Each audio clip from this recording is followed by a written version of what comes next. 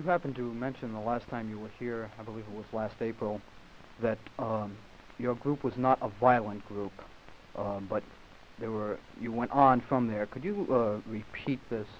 We're not a violent group in this sense. The Honorable Elijah Muhammad teaches us never to be the aggressor and to always respect and recognize and obey law and law enforcement officers. And he teaches us always to be in the right, religiously seek to be in the right. But then he teaches us if we're ever attacked, we have the right, the religious right, to defend ourselves. And any act of violence that Muslims have ever been involved in has always been a reaction to an aggressive act that has been committed against us. We don't endorse passive resistance.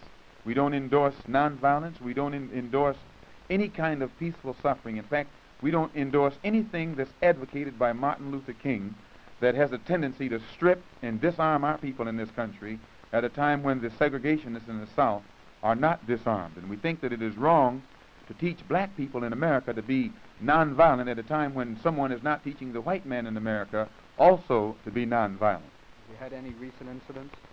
No, not too recent. However, we had a situation in Monroe, Louisiana, where in our mosque, our religious services were invaded by the police who were trying to stop the spread of Islam in Monroe, Louisiana by frightening the so-called Negroes in that area. And they entered our mosque, they broke into our mosque armed with riot guns, nightclubs, tear gas, and things of that sort, and a fight did follow.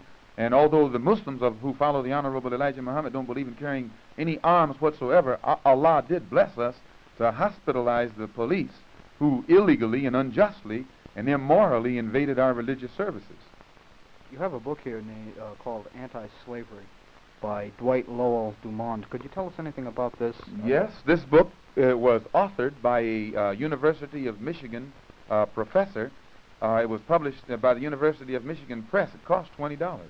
And in my opinion, every white person in America, as well as black person in America, should read this book. They would get a better understanding of the machinery that was used to strip the black man who was brought to the West from the East of his culture, of his accomplishments, of his civilization, and relegated to the role of an animal.